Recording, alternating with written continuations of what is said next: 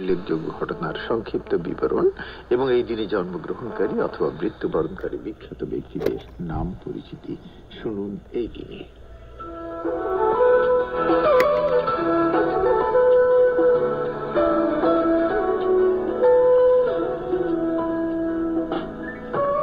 মে 2024 খ্রিস্টাব্দ গ্রেগরীয় বর্ষপঞ্জি অনুসারে বছরের 125তম দিন।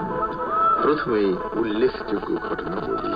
1800 খ্রিস্টাব্দের 4 মে কলকাতা ফোর্ট উইলিয়াম কলেজ প্রতিষ্ঠার জন্য সম্মতি প্রদান করা হয়।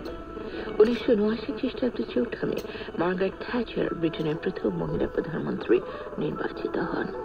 1994 খ্রিস্টাব্দের 4 মে গাজা ও জেরিকোতে স্বায়ত্তশাসন দিতে ইসরায়েল এবং পিএলওর মধ্যে ঐতিহাসিক চুক্তি স্বাক্ষরিত হয়। সুপ্রিয় বন্ধুরা, এবারে আপনাদের জানাবো কয়েকজন কিংবদন্তি তুল্য ব্যক্তির জন্মদিনের কথা। 1849 খ্রিস্টাব্দের 4 মে বাঙালি নাট্যকার, সঙ্গীত স্রষ্টা, সম্পাদক, চিত্রশিল্পী জ্যোতিরিন্দ্রনাথ ঠাকুর জন্মগ্রহণ করেন।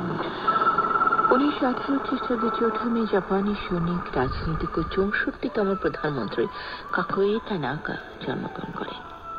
1984 খ্রিস্টাব্দের 4 মে ক্রিকেটার মনজারুল ইসলাম রানা আজকে তিনি জন্মগ্রহণ করেন। সুপ্রিয় শ্রোতা বন্ধুরা, 4 মে আপনাদের হয়তো অনেকেরই জন্মদিন। দর্পণ পরিবারের পক্ষ থেকে তাদেরকে জানাই জন্মদিনের অনেক অনেক অনেক শুভেচ্ছা। শুভ জন্মদিন। সুপ্রিয় বন্ধুরা, এবার আপনাদের জানাবো কয়েকজন কিংবদন্তি তুল্য ব্যক্তির মৃত্যুদিনের কথা। 1889 খ্রিস্টাব্দের 4 মে বাঙালি সাহিত্যিক আশুতোষ মুখোপাধ্যায় মৃত্যুবরণ করেন। 1980 খ্রিস্টাব্দের 4 মে যুগোস্লাভিয়ার ফিল্ড মার্শাল, রাজনীতিবিদ ও প্রথম প্রেসিডেন্ট জোসেফ ব্রোজ টিটো মৃত্যুবরণ করেন। 1983 খ্রিস্টাব্দের 4 মে চট্টগ্রাম বিশ্ববিদ্যালয়ের সাবেক উপাচার্য আবুল ফজল মৃত্যুবরণ করেন। এই দিনে শুনলেন।